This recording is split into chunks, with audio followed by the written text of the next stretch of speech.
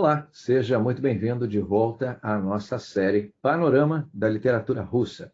No nosso encontro de hoje, vamos juntos analisar um conto de Lev Tolstói, De Quanta Terra Precisa um Homem.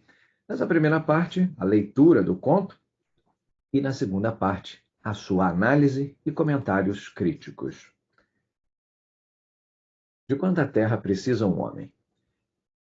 A irmã mais velha chegou da cidade para visitar a mais nova no campo.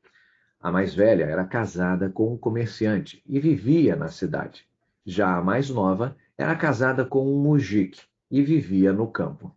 As irmãs bebiam chá e conversavam. A mais velha começou a contar vantagem, gabar-se de sua vida na cidade. Que vida confortável e asseada ela levava, como as crianças andavam bem arrumadas, como ela comia e bebia bem, passeava, ia a festas e ao teatro. A mais nova se ofendeu, passou a rebaixar a vida de comerciante e enaltecer sua vida camponesa. Eu não troco minha vida pela sua, disse. Pode ser que a nossa seja sem graça, mas pelo menos não conhecemos o medo. Sua vida pode até ser mais asseada, mas uma hora ganham muito dinheiro, outra hora perdem tudo. Já diz o ditado: o prejuízo é o irmão mais velho do lucro.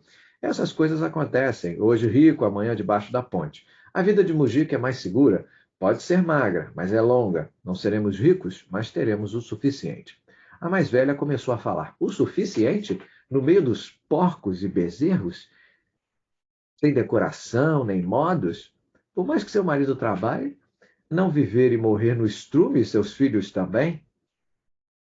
Mas veja, disse a mais nova, pode até ser assim. Em compensação, vivemos com firmeza, não nos humilhamos diante de ninguém, não temos medo de ninguém. Já vocês na cidade vivem todos em tentação, hoje estão bem, amanhã aparece o diabo e logo tenta seu marido com cartas, vinho ou alguma bela dama e tudo vira pó. Por acaso não é assim?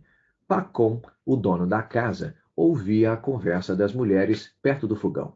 É a mais pura verdade, disse. Desde a infância reviramos a terra, mãezinha, não temos tempo para pensar em bobagens. O único problema é que há pouca terra. Se tivesse terra à vontade, eu não teria medo de ninguém, nem do próprio diabo. As mulheres terminaram o chá, tagarelaram ainda sobre vestidos, arrumaram a louça e foram dormir.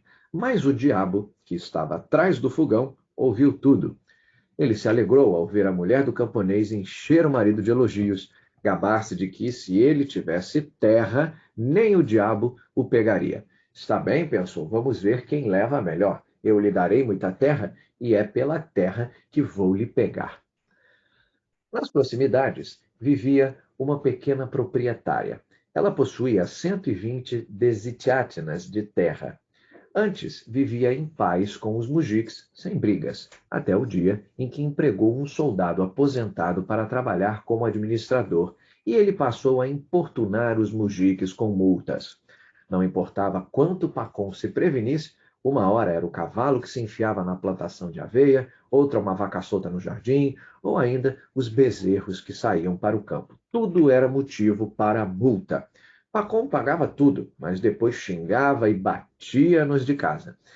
Durante o verão, Pacom aguentou ainda muita coisa desse administrador. Até se alegrou quando o gado passou a ficar no pátio. Dava dó de gastar com ração, mas pelo menos não tinha medo. No inverno, correu o boato de que a proprietária venderia a terra e que um zelador vigarista pretendia comprá-la. Os mujiques ouviram estupefatos. Ah, pensaram, se esse zelador conseguir comprar a terra, vai nos atormentar mais do que a proprietária com multas. Não podemos viver sem essa terra. Ela é nosso ganha-pão. Os mujiques foram em nome da comunidade até a proprietária pedir para que ela não vendesse ao zelador, mas os deixasse comprar. Prometeram pagar mais. A proprietária concordou. A comunidade dos camponeses se preparou então para comprar a terra. Reuniram-se em assembleia uma, duas vezes, mas não chegaram a um acordo. O diabo os dividia. Não havia jeito de concordarem. Então, os mujiques decidiram comprar separadamente, cada um o quanto podia. A proprietária concordou. Pacon soube que o vizinho havia comprado 20 dessiátinas.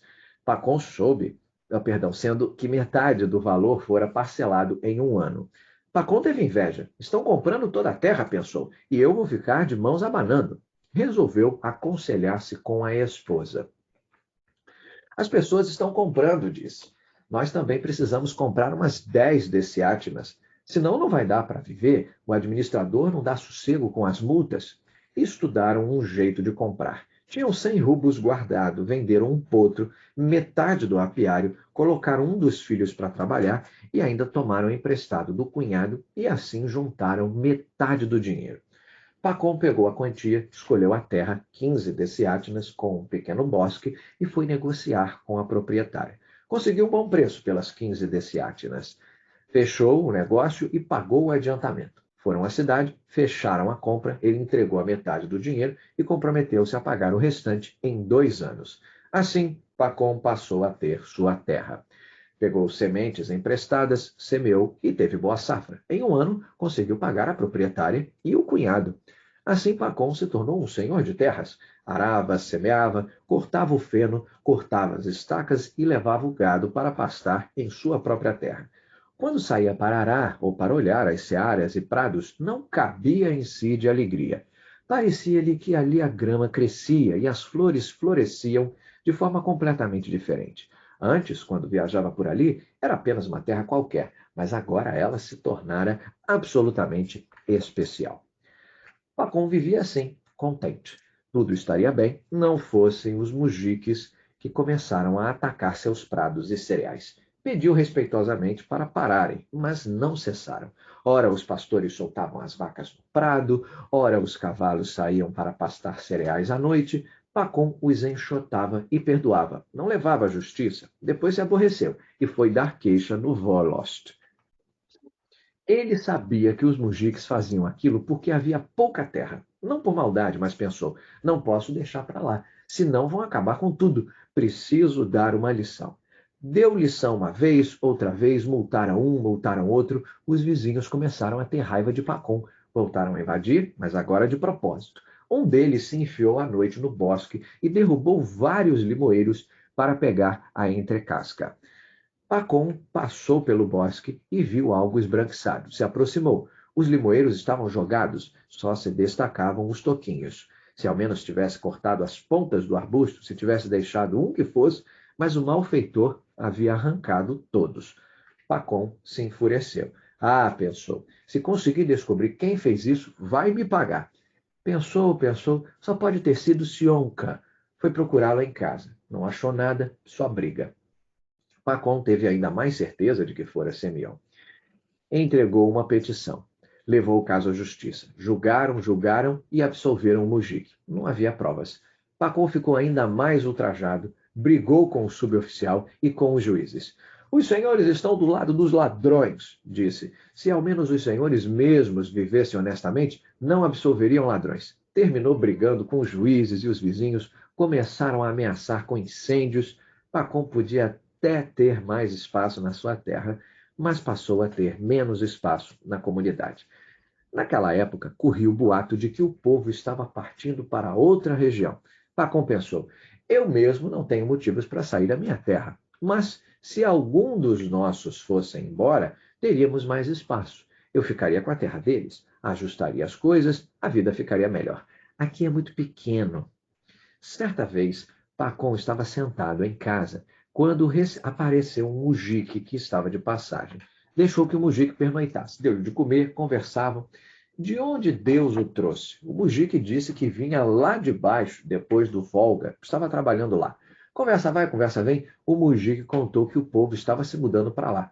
Contou que gente daquela região se assentara por lá, registraram-se na comunidade e dividiram a terra em lotes de 10 dessiátinas. A terra é tão boa, diz, que o centeio cresce como palha até a altura de um cavalo e é tão espesso que um punhado de 5 forma um fecho. O mujique muito pobre, diz, chegou lá com uma mão na frente e outra atrás e hoje tem 6 cavalos e 2 vacas. O coração de Pacom se inflamou, pensou: para que vou viver na miséria aqui nesse aperto, se posso viver bem? Vou vender a terra e a casa, com o dinheiro construirei lá, começarei os negócios. Aqui nesse aperto só dá problema. Eu mesmo tenho que ir até lá para conhecer. Resolveu ir no verão. Foi. desceu de barco pelo Volga até Samara. Depois caminhou umas 400 verstas. Chegou ao local. Era exatamente aquilo. Os mujiques tinham espaço, a terra era dividida em lotes de 10 deciátinas e eles participavam da comunidade de bom grado. E alguém com um dinheirinho poderia comprar, além do que foi dividido, com título definitivo, quanto quisesse. Terra de primeira a 3 rublos. Poderia comprar o quanto quisesse. Depois de descobrir tudo isso, Pacom voltou para casa no outono e resolveu vender. Lucrou com a venda da terra, vendeu a casa, todo o gado, saiu da comunidade, esperou a primavera e foi com a família em busca de novos ares. Logo que chegou com a família nesses novos ares, Pacom se inscreveu na comunidade de uma grande aldeia. Deu de beber aos anciãos, conseguiu todos os documentos, aceitaram Pacom, deram-lhe 5 lotes, cada um com 10 deciátinas de terra em diferentes campos, além do pasto. Pacom construiu, conseguiu gado. Sua terra era 3 vezes maior do que antes. Sua vida, 10 vezes melhor do que nos velhos tempos. A terra arada e o pasto eram abundantes. Podia ter quanto gado quisesse. No começo, enquanto estava construindo e se estabelecendo, tudo parecia ótimo para Pacom. Mas depois foi se acostumando e aquela terra também começou a parecer-lhe pequena. No primeiro ano, semeou um lote com trigo e teve boa colheita. Tomou gosto pela plantação de trigo, mas o lote era pequeno. E do jeito que estava, não servia. Lá o trigo era plantado em solo virgem, ou não cultivado. Cultivava um ano, 2, e esperava até que a estipa brote novamente. Havia muita gente atrás daquela terra, mas ela não era suficiente para todos. Por causa dela havia brigas. Os mais ricos queriam-na para plantar, os mais pobres para vender e pagar seus tributos. Pacom queria cultivar mais. No ano seguinte, arrendou terras de um negociante por mais um ano. Cultivou um pouco mais, teve boa safra, mas a terra ficava longe da aldeia e era preciso transportar a produção por umas 15 verstas. Viu que os mujiques comerciantes da vizinhança viviam de pequenos sítios e estavam enriquecendo. Seria um bom negócio, pensou Pacom. Se eu comprasse uma terrinha com título definitivo e construísse um sítio, o círculo se fecharia. Então Pacom pôs-se a pensar em como faria para comprar terra com título definitivo. Pacom viveu assim por 3 anos. Arrendava a terra e plantava trigo. Foram bons anos, com ótimas safras, e conseguiu guardar dinheiro. Ele bem poderia continuar vivendo assim, mas começou a ficar cansado de ter que arrendar terra todo ano. Perder tempo com isso. Onde existe uma terrinha boa, já aparecem mujiques e tomam tudo. Se não conseguisse pegar a sua, não teriam onde plantar. Então, no terceiro ano, comprou juntamente com um comerciante o pasto de um mujique. Trabalharam a terra, mas os mujiques brigaram na justiça e o trabalho se perdeu. Se a terra fosse minha, não me rebaixaria ninguém e não teria esses problemas. Então, Pacom tentou descobrir onde poderia comprar terras com título definitivo. Deparou-se com um mujique. Ele havia comprado 500 deciátinas de terra, mas caiu em ruína e estava vendendo por uma ninharia. Pacom tentou negociar com ele. Falaram e chegaram em 1.500 rublos, sendo que pagaria metade depois. Já tinham acertado tudo quando apareceu um comerciante no pátio de Pacom para dar de comer aos cavalos. Beberam chá e conversaram. O comerciante contou que estava voltando da terra dos Barquir. Contou que lá ele tinha comprado 1.005 deciátinas de terra e custaram apenas 1.000 rublos. Pacom encheu o homem de perguntas. O comerciante contou. Basta agradar aos anciãos, ele disse. Distribuiu uns vestidos, tapetes que valiam uns 100 rublos, uma caixa de chá, ofereci vinho aos que bebem. Então cada deciátina saiu por 20 copeques. Mostrou o título de compra. A terra, disse, fica à beira do rio e a estepe é toda virgem. Pacom continuou o interrogatório.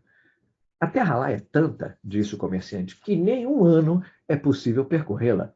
Tudo dos barquir. E as pessoas são tolas como carneiros. Pode-se conseguir terra quase de graça. Ora, pensou Pacom, para que vou gastar meus 1.000 rublos em 500 deciátinas e ainda carregar uma dívida nas costas? Imagine de quanto poderei me apossar lá com esse dinheiro. Pacom perguntou como chegar lá. E logo se despediu do comerciante, preparou-se ele mesmo para partir. Deixou a esposa em casa e partiu com um empregado. Passou na cidade para comprar uma caixa de chá, presentes, vinho, tudo o que o comerciante falou. Viajaram, viajaram e percorreram umas 500 verstas. No sétimo dia, chegaram ao acampamento dos Bakir. Era tudo como, como o comerciante dissera. Viviam todos na estepe, à beira do rio, em quípticas.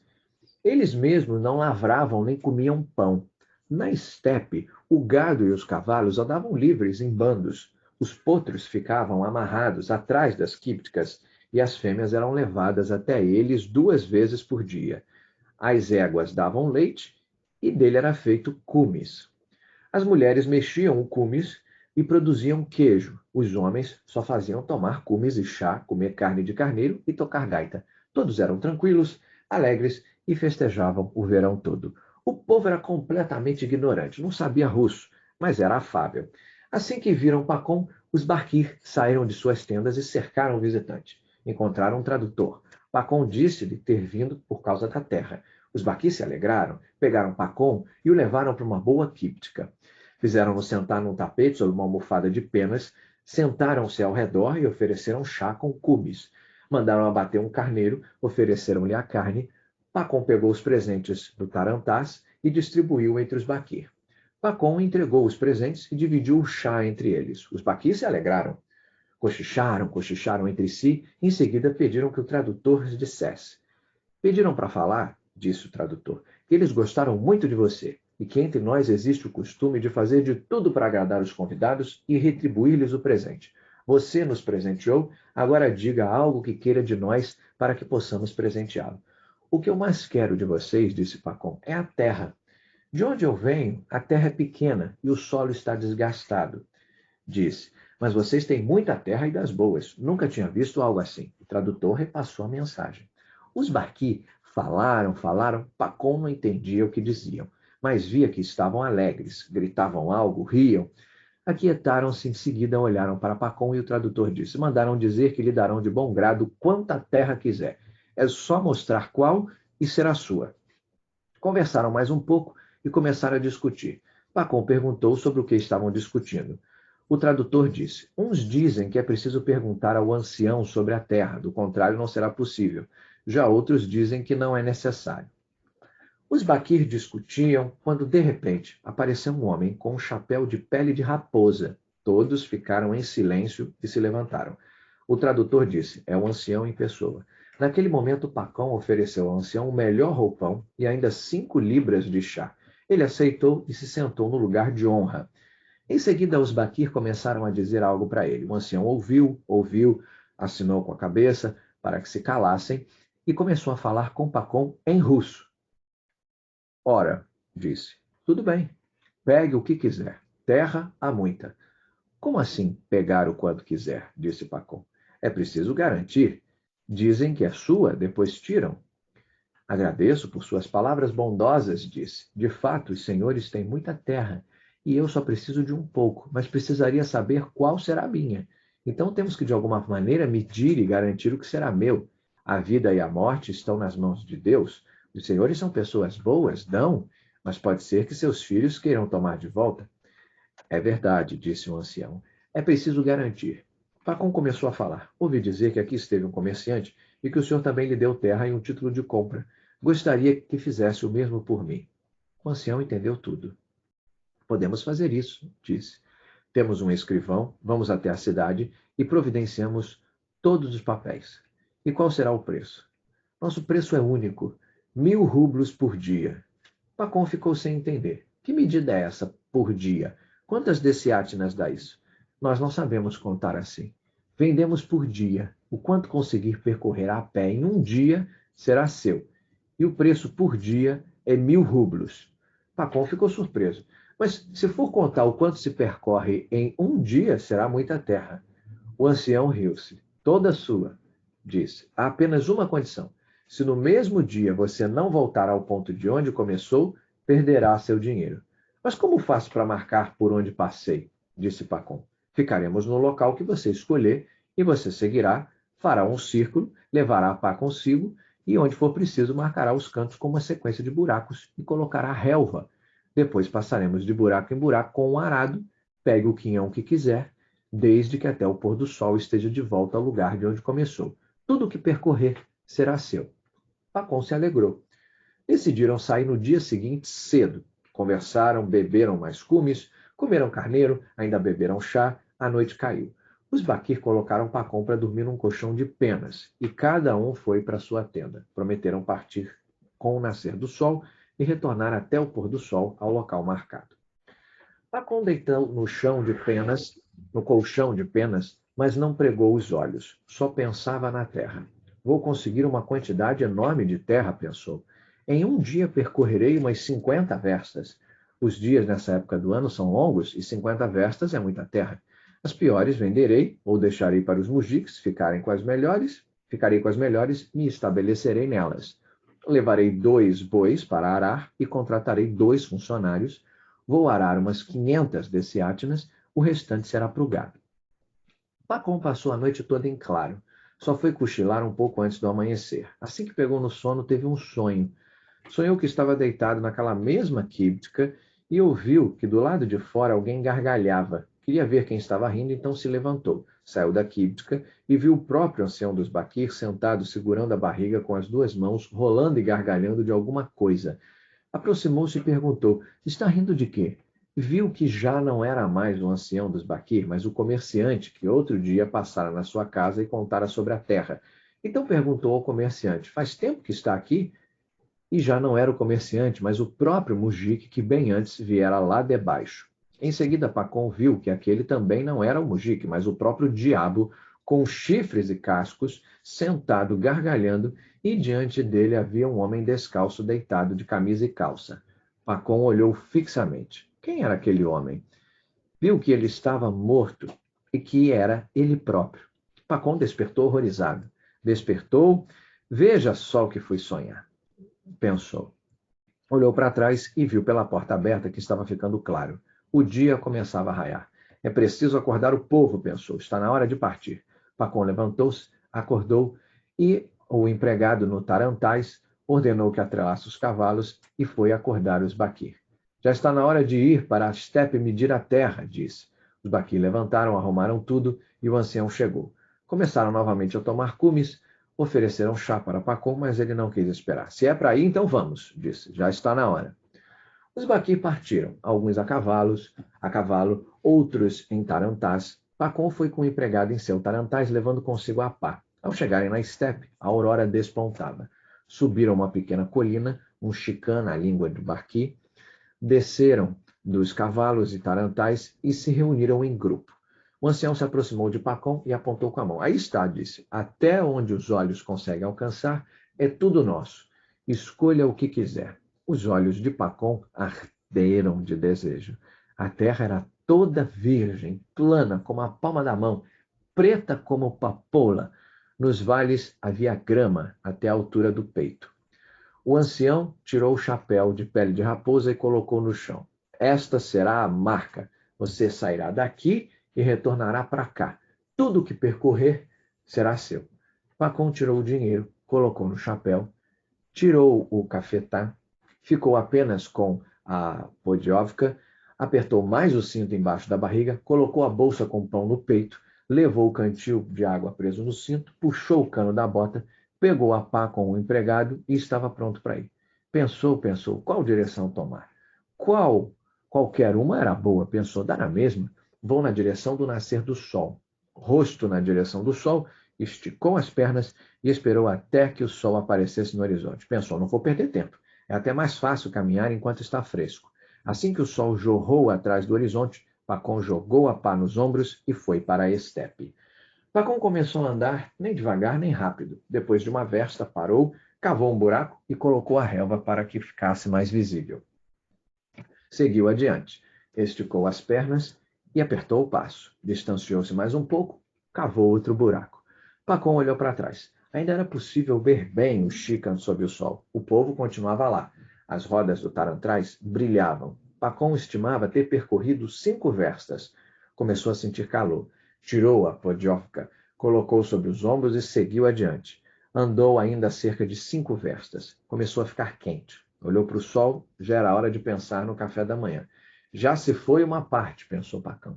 Serão 4 no dia, ainda está cedo para virar. Só vou tirar as botas. Sentou-se, tirou as botas, prendeu-as no cinto e seguiu adiante. Ficou mais fácil caminhar. Pensou, vou andar só mais umas 5 verstas, então virarei à esquerda. Esse local é ótimo. Será uma pena desperdiçar. Quanto mais adiante, melhor. Continuou seguindo em frente.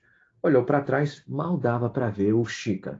As pessoas pintavam a colina de preto como se fossem formiguinhas, e alguma coisa reluzia. Bem, pensou Pacom, já peguei o suficiente desse lado, hora de virar. Além disso, estou ensopado de suor e tenho sede.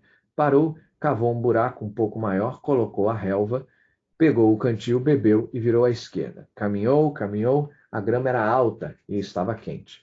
Pacom começou a ficar cansado. Olhou para o sol e viu que era a hora do almoço. Bem, pensou, é preciso descansar. Pacom parou e se sentou. Comeu um pedaço de pão com água, mas não deitou. Pensou, se deitar, vou acabar pegando no sono. Sentou um pouco e seguiu adiante. No começo, caminhou com facilidade. A comida lhe dera energia. Então começou a ficar muito quente. E ele se sentiu sonolento. Mesmo assim, continuou caminhando, pensou, sofro agora, mas viverei bem pela eternidade. Ainda caminhou bastante desse lado, queria virar à esquerda novamente, mas viu que havia um vale úmido. Seria uma pena perdê-lo. O linho, pensou, vai crescer bem aqui. Novamente seguiu em frente, chegou até o vale, cavou um buraco e depois dele e virou à esquerda. Pacom olhou para o Chica. O calor deixou a imagem nebulosa. Parecia que alguma coisa balançava no ar e quase não se podia ver através da bruma as pessoas no Chica. Ele devia estar a aproximadamente 50 verstas de distância. Bom, pensou Pacom, esse lado ficou comprido demais. É preciso encurtá-lo. Começou a percorrer o terceiro lado, apertou o passo. Olhou o sol. Já estava quase na hora de fazer um lanche, mas percorreu ainda 2 verstas no terceiro lado. Até o ponto final faltavam ainda cerca de 50 verstas. Não, pensou. Mesmo que a terra fique torta, tenho que continuar em linha reta. Não pegarei nada supérfluo, já tenho bastante terra. Pacom cavou rapidamente um buraco, virou e seguiu reto na direção do Chica. Pacom caminhava em frente na direção do Chica, mas começou a ter dificuldades. Estava encharcado, os pés descalços, com cortes e machucados. As pernas começavam a vacilar. Queria descansar, mas não podia. Do contrário, não chegaria até o pôr do sol. O sol não iria esperar. Afundava cada vez mais. Ah, pensou, será que me enganei? Será que peguei terra demais? E se eu não chegar a tempo? Olhava para o Chica, olhava para o sol. Ainda estava longe e o sol já se aproximava do horizonte. Assim, Pacom continuou com dificuldade, apertando mais e mais o passo. Caminhou, caminhou, mas ainda estava longe. Começou a correr a trote. Largou o podiófica, as botas, o cantil, o chapéu, ficou só com a pá na qual se apoiava. Ah, pensou, cobicei demais, estraguei tudo, não conseguirei chegar antes do pôr do sol. Então seu espírito foi tomado de pavor. Pacom corria, a camisa e a calça grudavam no corpo pelo suor e a boca estava seca. Seu peito se inflava como fole, o coração batia feito um martelo, as pernas cediam como se não fossem suas. Pacom sentiu-se terrível, pensou. É como se fosse morrer de tanto esforço. Tinha medo de morrer, mas não podia parar. Já percorri tanto, pensou. Se parar agora, vão dizer que sou tolo. Correu, correu. Estava quase chegando quando ouviu os Baquir ganindo e gritando na sua direção. E o grito deles fez seu coração se inflamar ainda mais. Pacom corria com suas últimas forças. O sol já se aproximava no horizonte, perdia-se na névoa, tornou-se grande, vermelho, cor de sangue. Eis que começou a se pôr. O sol podia estar baixo, mas o ponto final não estava muito longe. Pacom viu as pessoas no Chican, acenando-lhe com as mãos, apressando. Viu o chapéu de pele de raposa no chão e o dinheiro sobre ele. Viu o ancião sentado no chão, com as mãos na cintura. Pacom lembrou-se do sonho. Tenho muita terra, pensou, mas será que Deus permitirá que eu viva nela? Ah, estraguei tudo, pensou, não vou conseguir. Pacom olhou para o sol, mas ele já tocava a terra. Um pedacinho já tinha sumido. O restante seguia na direção do horizonte. Com suas últimas forças, apressou o passo, inclinando o corpo para frente. As pernas mal conseguiam acompanhar e impedir que ele caísse. Pacom estava se aproximando do Chican quando, de repente, escureceu. Olhou para trás. o sol já tinha se posto. Pacom gemeu. Meus esforços foram em vão, pensou. Quis parar, mas ouvindo os gritos dos Baquir, lembrou-se que dali debaixo o sol parecia ter se posto, mas do Chica ainda não. Pacom respirou fundo, subiu correndo. No Chica ainda estava claro. Pacom subiu correndo e viu o chapéu. Diante dele, um ancião estava sentado, rindo com as mãos na cintura. Pacom lembrou-se do sonho, soltou uma exclamação, as pernas fraquejaram e ele caiu, ainda alcançando o chapéu com as mãos. Ah, muito bem, gritou o ancião. Conseguiu bastante terra. O empregado de Pacom se aproximou correndo. Queria levantá-lo, mas sua boca soltava sangue. Ele estava morto. Os Baquir estalaram a língua em sinal de pesar. O empregado levantou a pá, abriu para Pacom uma cova de 3 arquins, o suficiente para que coubesse seu corpo, e o enterrou.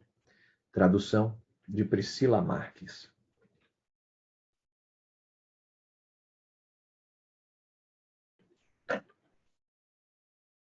Então, vamos passar aos nossos comentários e, efetivamente, às análises, acrescentando alguns aspectos. Né? Vocês viram que, nesse conto, ele logo fala ocupados como somos desde a infância, cultivando a mãe terra, nós, mujiques, né? Os camponeses, não temos tempo para deixar qualquer bobagem se instalar em nossas cabeças. Nosso único problema é que não possuímos o suficiente.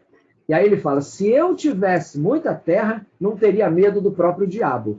É o Pacom, né? O Pacom que acredita que é o trabalho honesto da vida no campo que mantém o povo longe da tentação. E o Pacom, como vocês viram no conto, ele vai ficando cada vez mais ganancioso conforme a história avança. Ele acredita que se ele tiver um pouco de terra, ele vai ser feliz, ou um pouco mais de terra. E essa fala do Pacom define muito o cenário para a própria queda dele, né? Convencendo o diabo a tentá-lo. Né? Vocês lembram que o diabo estava do lado dele, atrás do fogão? E a história do Pacom, em última análise, vai demonstrar que qualquer pessoa que esteja descontente com o que tem, mesmo um mujique, mesmo um camponês, alguém do campo, apesar da estimativa do Pacom de que essas pessoas do campo são as mais sensatas, pode ser vítima da ganância e da tentação. Então, são duas questões fulcrais aí, a ganância e a tentação. Numa outra passagem, ele fala assim, o coração de Pacom se inflamou de desejo. Ele pensou, por que eu deveria sofrer nesse buraco estreito se alguém pode viver tão bem em outro lugar? Vou vender minha terra, a minha herdade aqui, e com o dinheiro vou começar de novo lá e conseguir tudo novo. Né? A pessoa sempre estará tendo problemas, mas devo primeiro ir e descobrir tudo sobre isso sozinho. Então, o desejo do Pacom por mais terras melhores, quando ele já tinha mais terras, ele é completamente insaciável. Você dá uma unha que é o dedo, dá o dedo que é a mão, dá a mão que é o braço, dá o braço que é o tudo, que é braço, que é mão, que é cotovelo, aí dá o corpo que é o tórax, que é o tórax, que é tudo. Né? O famoso dá a mão que é o pé. E são pessoas, né, aquela expressão inglesa, there's no pleasing. Você não agrada uma alma dessa, ela sempre vai querer mais e mais e mais e mais. Isso marca a primeira das duas vezes em que o Pacom vai adquirir terras, mas vai decidir fazer as malas e se mudar para adquirir mais. Ele acabou de chegar e ele já quer ir embora de novo porque ele tem a chance de conseguir mais. Isso refuta a afirmação original lá atrás, no começo da história do próprio Pacom, que ele ficaria contente se tivesse terras o suficiente. Mentira, ele falou e ele próprio desmente a si mesmo, porque ele não fica contente quando ele tem mais terras. Né? Tem um outro trecho interessante, só para soltar alguns trechos aqui nesses primeiros comentários, que ele fala assim, o que devo fazer? Ele pensou novamente, peguei demais e arruinei tudo. Que ele já lá no final diz, não posso chegar lá antes do pôr do sol. Quer dizer, ele foi numa cobiça tão grande que esqueceu que além de ir, ele tinha que voltar para ter com o chefe, né, dos Baxi. Tinha que voltar. E o Pacom continua ali buscando mais e mais terras, e ele não vê essa loucura até esse momento da história, que ele assume a possibilidade dele ter exagerado. Ele fala assim, acho que exagerei. Né? Então ele vai perceber que exagerou quando ele tenta cercar um pedaço de terra e voltar aos Bashkirs, e à medida que ele se aproxima do final desse circuito, é que ele vai perceber que aquilo ali é, aspas, bastante, né? Que aquilo ali é o suficiente. Então o Pacon, ele vê o chefe dos Baxir rindo, assim como o diabo, na forma de chefe, riu no sonho do Pacon, naquela noite anterior. Eu já vou voltar ao sonho do Pacon, porque o sonho dele naquela Kiptka é absolutamente importante, fulcral. E essa é a última visão que ele tem antes de morrer. É ver aquele homem gargalhando da desgrama dele. Né? Então isso é muito interessante. Uma outra passagem assim, seu servo pegou a pá e cavou uma sepultura por tempo suficiente para o Pacon se deitar e enterrou nela 1,80 m de sua cabeça aos calcanhares, era tudo que ele precisava. Quer dizer, justamente o Pacon, que nunca foi capaz de ver quanta terra ele realmente precisava para ficar satisfeito, acabou precisando do suficiente para sua própria cova. Né? Então, uma vez que ele recebeu um pouco, ele vai desejar mais e mais, até que a sua ganância vai acabar matando ele. No final das contas, o que o Tolstói sugere? Que a única terra que um homem realmente precisa, respondendo logo a pergunta de quanta terra, né, precisa um homem, é o suficiente para o seu túmulo. E aí vem a questão dos temas. Queria só soltar esses comentários para a gente poder encaixar a questão temática. Vamos colocar aqui temas. Existem vários temas. Eu vou colocar em cima 2 que são os principais, não tem como fugir, e a gente bota alguns outros temas secundários aqui. Né? Os temas principais do Quanto a Terra Precisa um Homem, sem dúvida nenhuma, são o poder corruptor da ganância. Isso é um tema absolutamente nevrálgico nessa história, não tem como ser diferente, e a suscetibilidade de uma pessoa à tentação. Então é a ganância com a tentação o tempo inteiro ali presentes, manifestados. Então esses 2 temas são os temas que nós podemos considerar como os mais importantes, os temas centrais que vão pautar, inclusive, tudo que a gente vai falar. A questão da ganância e a questão da tentação. Mas existem temas secundários. Por exemplo, a ideia de classe e de sociedade é um outro tema possível que a gente poderia explorar e que, direto ou indiretamente, aparece. A questão que muito presente em Dostoiévski, como nós vimos, que é Deus, o diabo e o livre-arbítrio, né? Que faz parte da literatura russa, principalmente nesse período em que vive o Tolstói, né? Então, Deus, o diabo e o livre-arbítrio. E também posso colocar aí a questão da morte e do orgulho. A morte e o orgulho, elas estão presentes, sem dúvida, como temáticas secundárias, mas estão presentes. Tá? Então, sobre o tema principal, esses 2 de cima, que é o poder corruptor da ganância, a gente pode começar falando algumas questões. Primeiro, o Pacon, que é o nosso protagonista, ele descobre que o seu desejo de possuir terras vai aumentando à medida em que ele adquire mais. Você come uma jujuba, aquela jujubinha gostosinha, né? O sabor da fruta, se é aquela natural, né? Aquela açucaradinha, você bota assim no canto da boca, daqui a pouco você me dá mais uma jujubinha dessa aqui. Quando você vê, você está com a boca cheia de jujuba, caindo açúcar, as formigas em cima de você, é mais ou menos isso. Então, no final, a ganância dele de possuir mais terras do que ele realmente precisa acaba sendo a causa da morte. Né? Então, é uma questão dessa ganância. E a suscetibilidade em relação à tentação é enxergar que, apesar dele acreditar que as pessoas do campo têm menos probabilidade do que as pessoas da cidade de sucumbirem à tentação, o Pacon acaba provando que as pessoas em todos os lugares, independente se estão no campo ou na cidade, elas têm a mesma probabilidade de se renderem à ideia da tentação. Tá? Isso, claro, vai exigir um aprofundamento da nossa parte, né? A gente quer observar, a gente quer perscrutar o quanto isso invariavelmente pode ser útil para a gente, né? Então, o poder corruptor da ganância, que é o tema principal desse conto, né? Essa ganância e o poder que a ganância tem de corromper, vamos revisitar na perspectiva da própria história. No início, o Pacon ele acredita que ele não ia ter medo nem do diabo se ele tivesse terras o suficiente. Nós comentamos isso.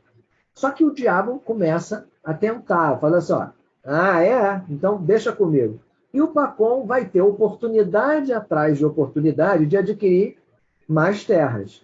Mas a terra dele vai crescendo, nunca ele fica satisfeito, cada vez mais disposto a passar por cima das outras pessoas para obter terras maiores, terras melhores para si, né? Ele multa, inclusive, como fizeram com ele, aqueles que, né, lá no passado foram os companheiros, os mujiques, os camponeses. Ele tenta punir um camponês por um crime que ele não praticou, que ele não cometeu. Se compromete, se aproveita de um proprietário de terra que estava em dificuldade financeira, né? Então dá até para soltar um Paulo Freire aqui da pedagogia do oprimido, porque é o cara que ele é tão espinafrado por essa sociedade que quando chega a vez dele, ele vai e faz a mesma coisa. Ele explora do mesmo jeito que ele foi explorado. Por quê? Porque ele não entende outra linguagem, né? O que o Paulo Freire ensinava. É aquela criança, filha do pai que espanca.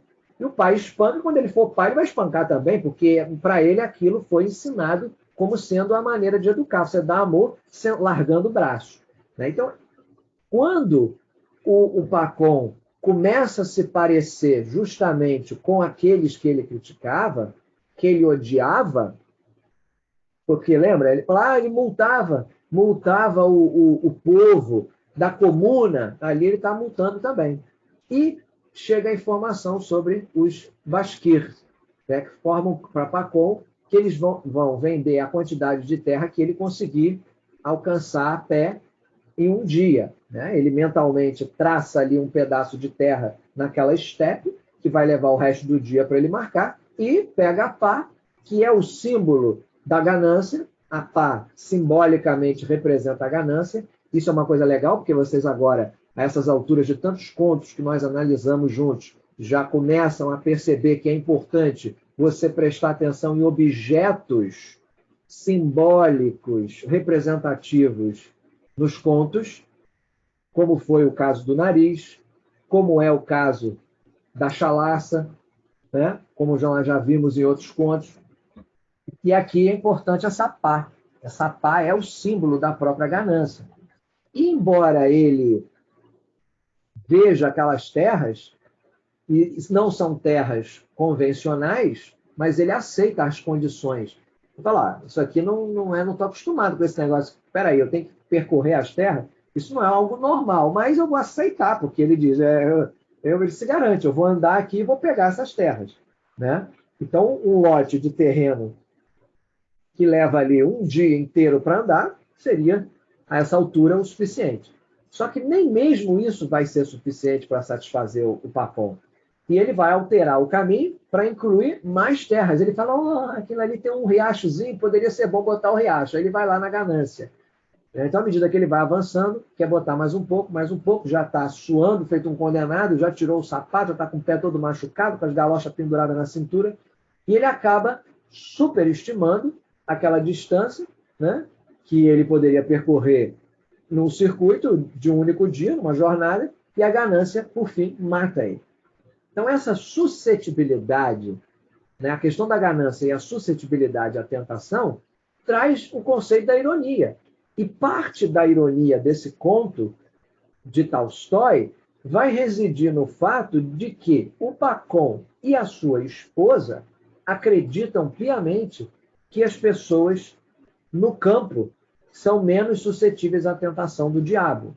A esposa do Pacon, ela acredita que os homens da cidade estão constantemente em perigo, né? Ela fala, jogos, né, cartas, baralho, vinho e mulheres.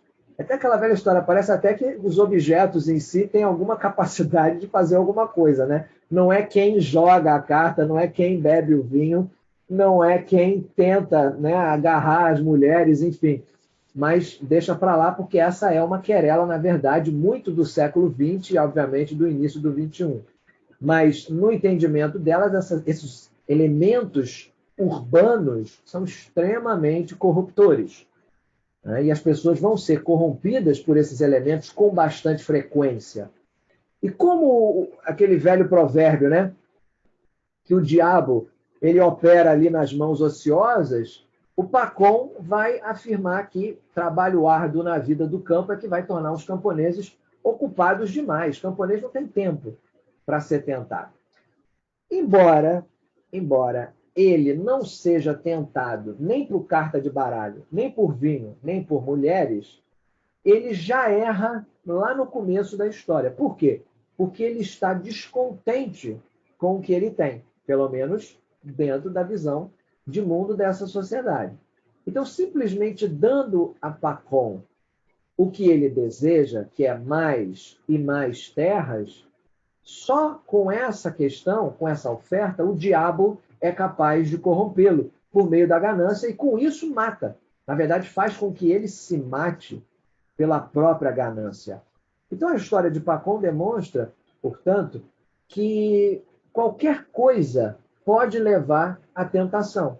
E se você não for cuidadoso o suficiente, né, qualquer pessoa está suscetível a essa tentação. Alguns raciocínios se impõem, né? Nós estamos falando aqui dos temas. Esse é um conto clássico do Lev Tolstói, né? O Leão Tolstói, sobre a compreensão de um homem excedendo aquilo que ele é capaz, né? Quanto o homem... Lembra da Grécia, templo, o oráculo de Delfos? Lá em cima, o que estava escrito em grego? Gnothi Salton, que era o famoso conhece-te a ti mesmo. Mas não é conhece-te a ti mesmo de senta, cruza a perna, cheira a flor e assopra a vela para ver se você consegue se interiorizar. Não é isso. Aprenda o seu limite. Saiba até onde você pode ir. Conheça a sua justa medida. Então, o homem que não conhece o seu limite, ele é um homem condenado.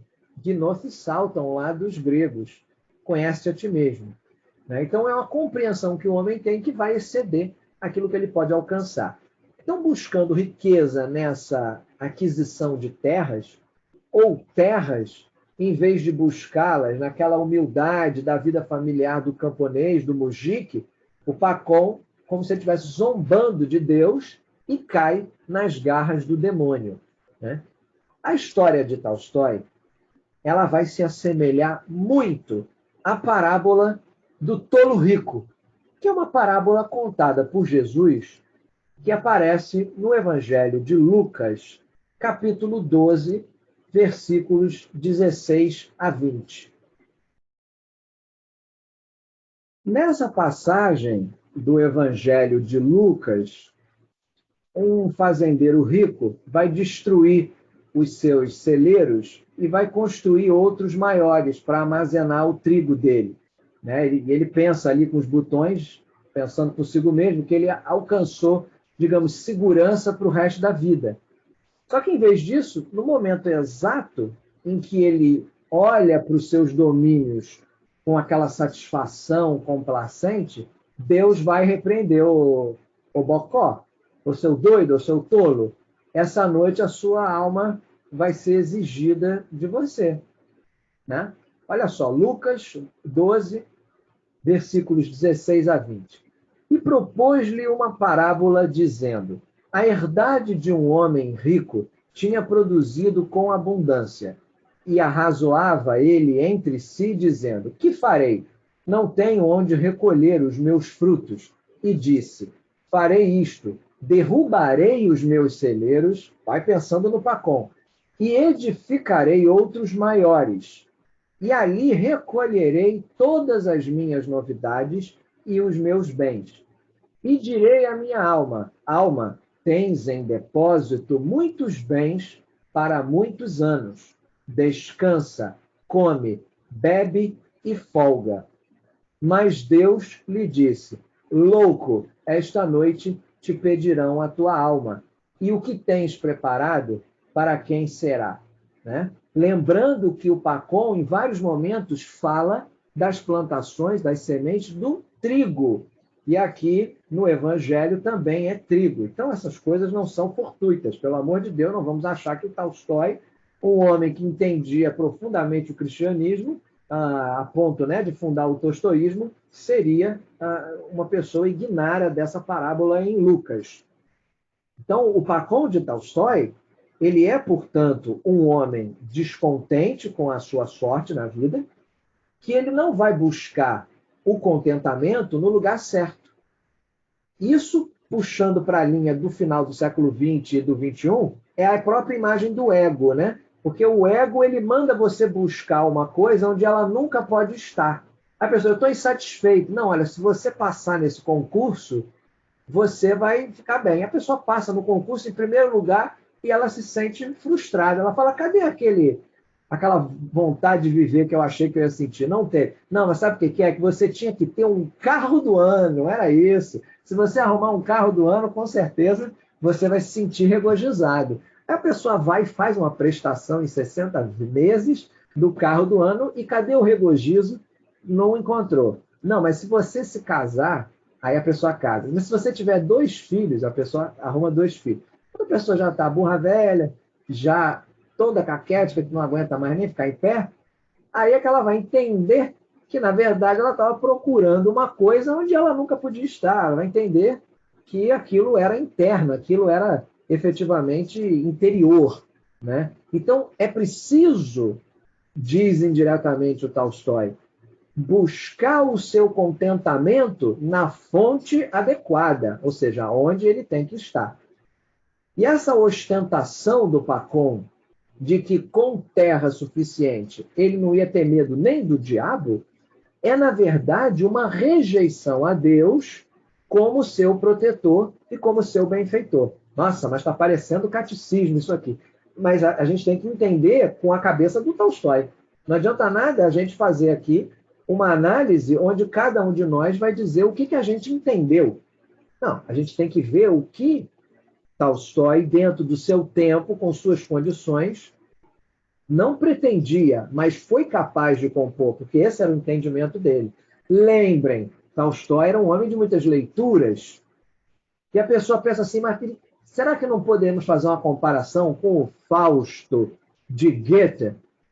Mas ao contrário do Fausto de Goethe, que ele negocia abertamente com um agente do diabo, o Pacom não. O Pacom ele é vítima da própria ganância que oblitera, obscurece o julgamento dele. Ele está tão obcecado por mais e mais terras que ele é incapaz de reconhecer a mão do diabo por trás dessas oportunidades todas.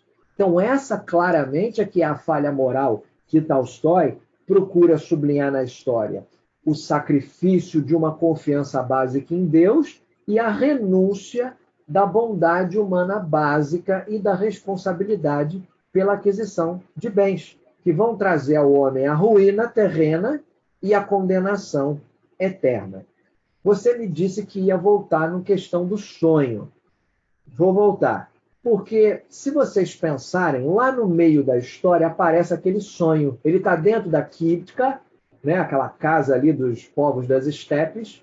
Ele mal consegue dormir, perto já da manhã, ele tem um sono ligeiro e ele sonha. E como é que o sonho de Pacom ele prenuncia ou indica o desfecho da história? Porque se você prestar atenção naquele sonho, ele já conta tudo o que vai acontecer. Ele fica lá na parte 7. Né? A história é dividida em várias partes. Na parte 7, pouco antes de fazer aquele acordo fatal com os Bashir, dos Bashikirs, o Pacom tem um sonho sinistro, que, em última análise, podemos dizer profético. E esse sonho, simultaneamente, ele olha para frente, em direção ao final da história, e olha para trás, em direção ao começo, para estabelecer o trágico de Pacom, né? Que é o quê? O seu destino. Claro que a noção do onírico na literatura é um curso, não vou entrar nesse mérito, né? Que é a ideia do sonho e do elemento do sonho, da interpretação do sonho dentro e fora de Freud e as relações. Não vamos entrar nessa questão. O que é importante aqui é o seguinte, que no sonho ele ouve o som de uma risada que vem de fora da tenda e ele sai, como vocês viram, para encontrar o chefe Bashkir que está do lado de fora. Só que a identidade ela é fluida. Ele vira, se transforma uma outra pessoa diante dos olhos dele, quer dizer, dos olhos dele adormecido. E vão passando por várias iterações até que finalmente fixa a imagem do próprio diabo sentado ao lado do próprio cadáver do Pacon. Então essas imagens fecham o círculo da história. Então primeiro eles vão fazer referência ao momento que está lá na parte 1 do conto, onde o diabo está atrás do fogão, né? O diabo apareceu, e como os leitores, claro, sabem, tem uma coisa sinistra nessa ascensão do Pacon rumo a cada vez mais riquezas e prosperidade. Ele não está simplesmente enriquecendo porque ele era bom ou as oportunidades estavam surgindo, porque ele estava sendo vitimado e caindo como um patinho devido à sua ganância na tentação oferecida pelo diabo. Por isso que eu falei que tentação e ganância é o tempo inteiro nesse conto. Né? Então, tudo havia sido orquestrado pelo próprio demônio, o Sete Pele. Né? E nesse aspecto, como o Pacon ele vai se encontrar já no final dessa jornada, esse sonho imediatamente antes do último ato, vamos dizer assim, que é a saída dele na manhã seguinte para pegar o máximo de terras que ele conseguiria, o sonho vai transportando ele para frente, mostrando o caminho, né, que o trouxe até esse momento, todo o caminho de volta até o início e o que ele vem pela frente. Né? E, ao mesmo tempo, o sonho revela para ele o destino que o aguarda. Mas o sonho não foi suficiente. O sonho não foi alerta o suficiente.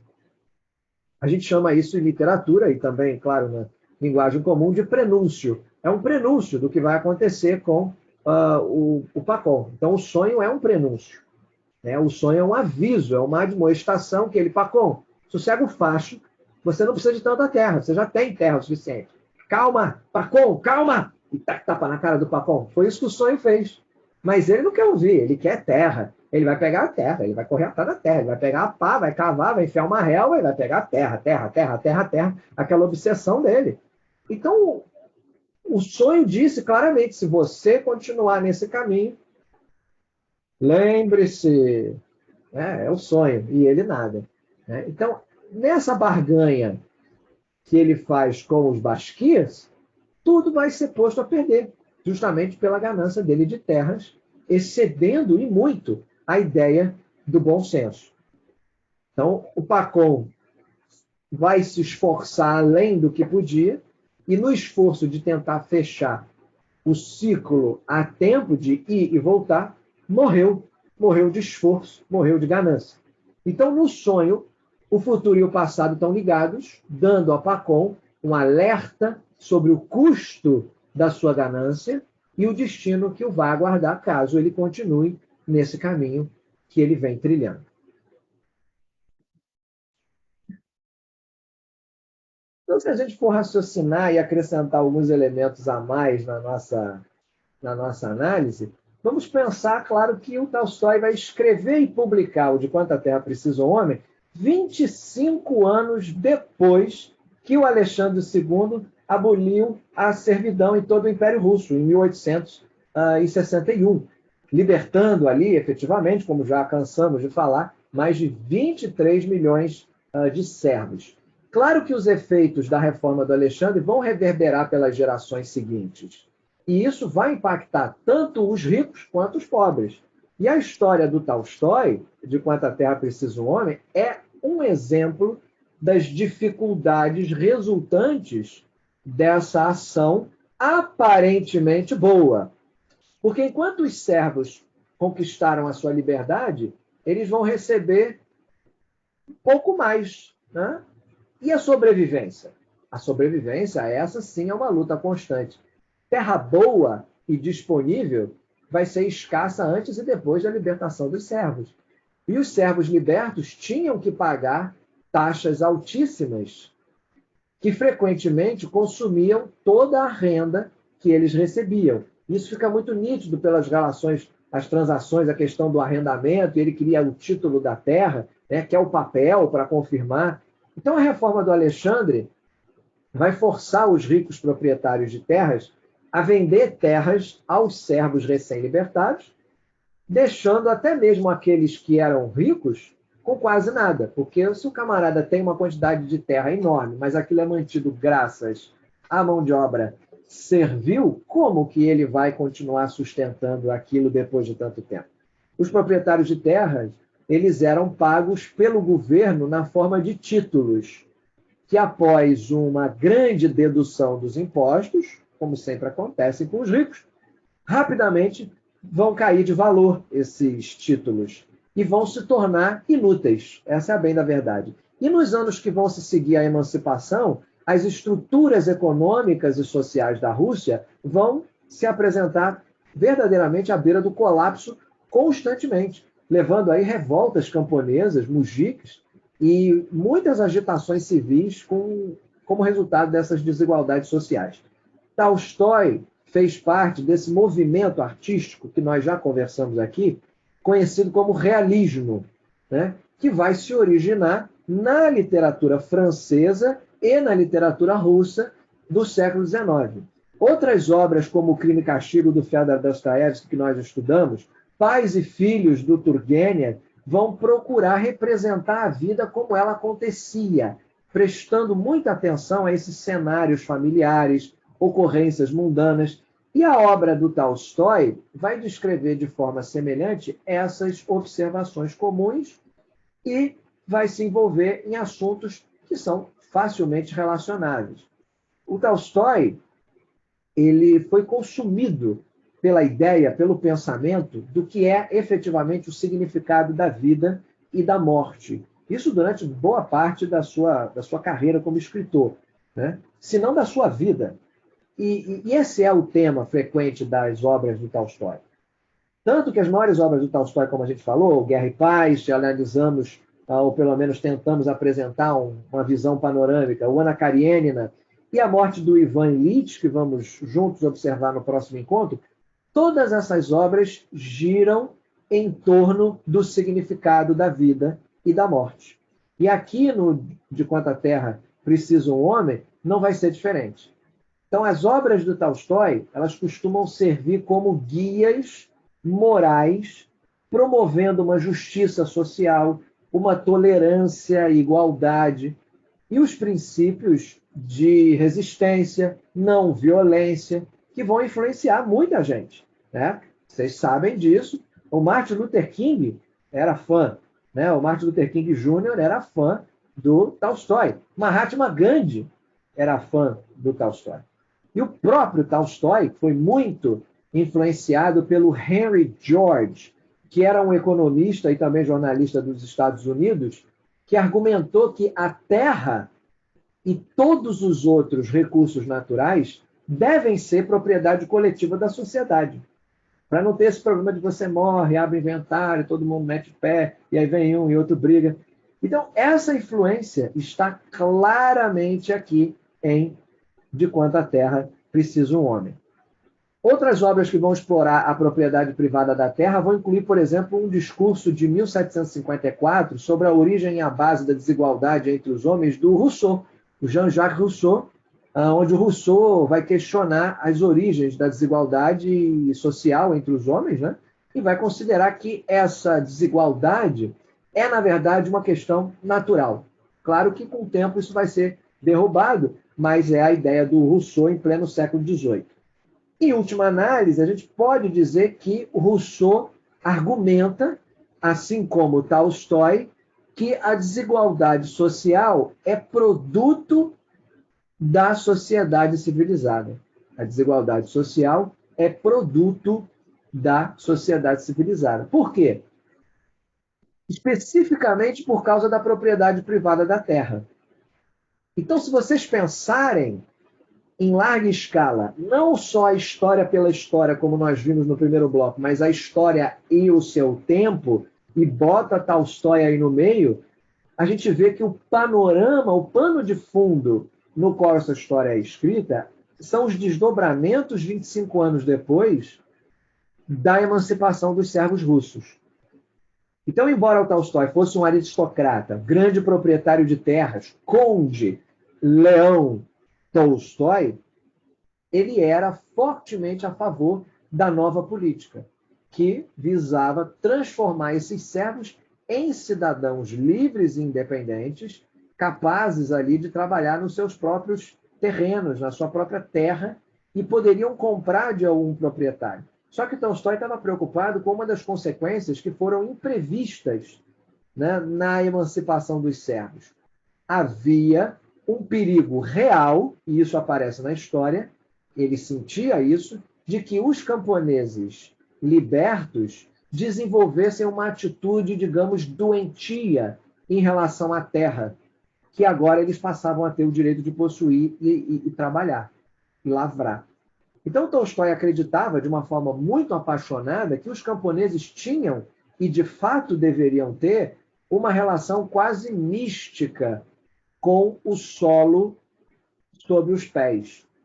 E que a terra não era, na cabeça do Tolstói, simplesmente uma mercadoria para ser comprada e ser vendida. É um lugar para você chamar de lar. Aquele pedaço de terra quase sagrado que vai ligar uma geração à geração atual de camponeses. Aqueles camponeses olham para aquela terra, pisam naquele solo que seus ancestrais pisaram e estão pisando nas terras que aqueles que ainda não nasceram vão pisar. Então, Pacon, que é esse mujique ganancioso, protagonista da história, representa justamente a preocupação do Tolstói, porque ele trata a terra como uma mercadoria e nada mais. Então, Tolstói mostra, quem trata a terra como mercadoria se ferra.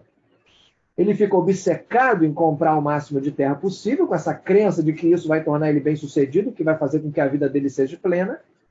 Mas, apesar dessa fome insaciável por terra, para realmente se tornar um homem rico, o Pacon não vai ganhar o respeito de quem está à volta dele, que são ressentidos da arrogância dele e da ganância dele. E pior ainda, do ponto de vista do Tolstói, a ganância de Pacon separa ele da terra natal.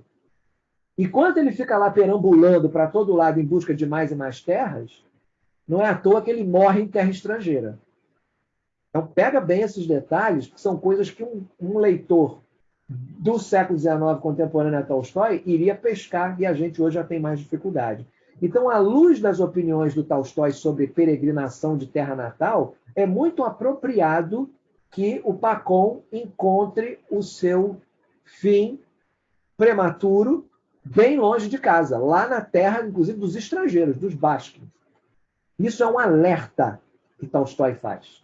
Um alerta contra o desenraizamento e o seu potencial de dissolver laços a longa data, longo prazo. Dissolver laços sociais do homem com a terra.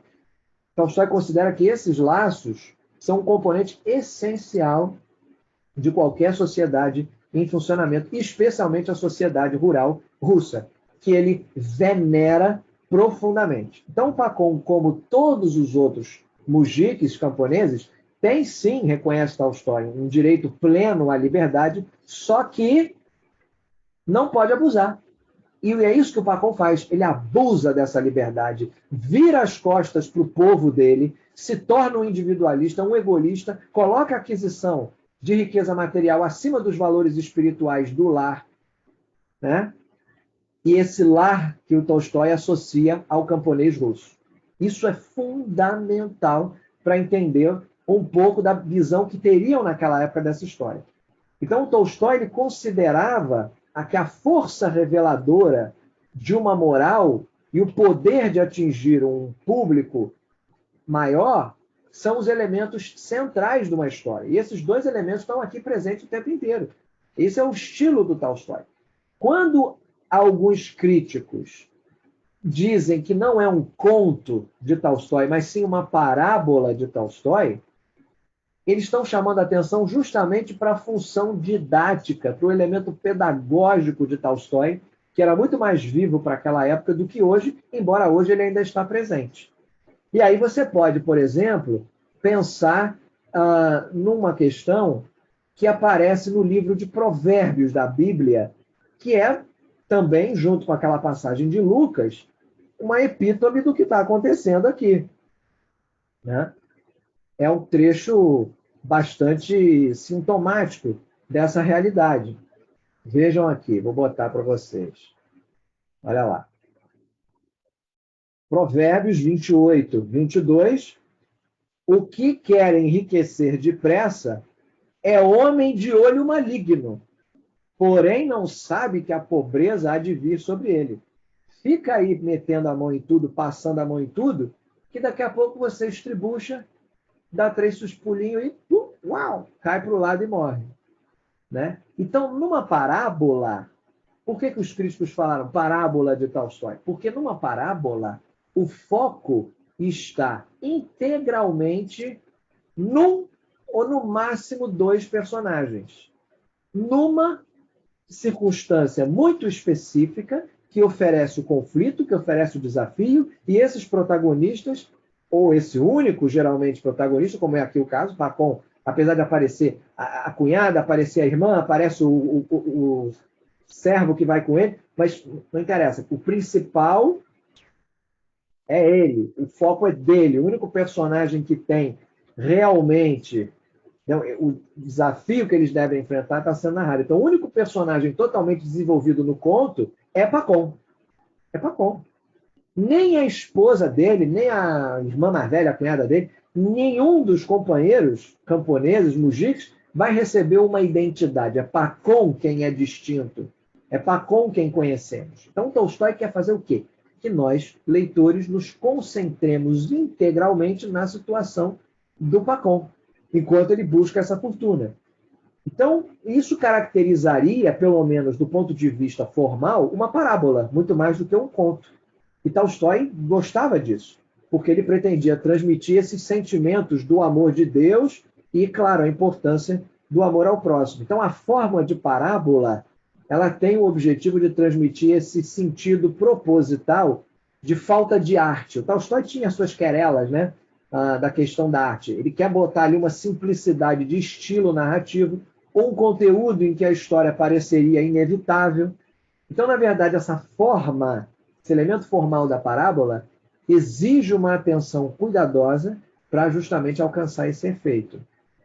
E o Tolstói, ele não vai ter nenhum paralelo entre os contadores de história nesse quesito. Ele faz isso como poucos fizeram ao longo da história da literatura. Né? E é o Pacom, a admoestação lá em Provérbios. O que quer enriquecer depressa é homem de olho maligno, porém não sabe que a pobreza há de vir sobre ele. Enquanto está cego em busca, não vê o que vem pelas costas. E o Dostoiévski, desculpe aí, o ato falho, o Tolstói vai colocar o Pacom nessa linha do homem que queria demais, em sabendo que renegou sua terra, renegou seus amigos, renegou aqueles que estavam à sua volta, e com isso acabou, no fim, sozinho, morto, sem usufruir daquilo que efetivamente ambicionava. Né? Ele que era casado, praticamente largou a mulher para correr atrás dos seus objetivos gananciosos. As pessoas foram se ressentindo, ele comprando briga, e isso vai aumentando, aumentando, aumentando. Então, quase que inevitável é ele morrer. Né? Porque se ele não morresse, qual era o limite para esse homem? Né? E mesmo perto do fim, quando ele entende, ele já está à beira da morte. Já estava todo arrebentado por dentro, já vai... Quando ele entende, 5 minutos depois, menos, ele está cuspindo sangue e caindo morto. Quer dizer, precisou morrer para entender. Né? Então, essa é uma característica do Tolstói que a gente vê nas obras dele, essa questão didática, e ele procura evitar todo o elemento formal de estética tradicional da literatura, porque ele acha que a literatura tem que servir a esse propósito, né? De ensino, de elemento pedagógico, e isso tudo foi escrito naquele período que Tolstói está em Yasna Poliana direto, né? Com seus 14 filhos, aquela coisa toda. Então, essas obras significam muito o período de Yasna Poliana. É por isso que, no nosso próximo encontro, a gente vai tratar justamente de 2 novelas e um romance, considerados em perspectiva e juntando elementos biográficos do Tolstói, antes da gente se despedir de fato do autor, aqui no panorama da literatura russa, falando do conto Senhor e Servo.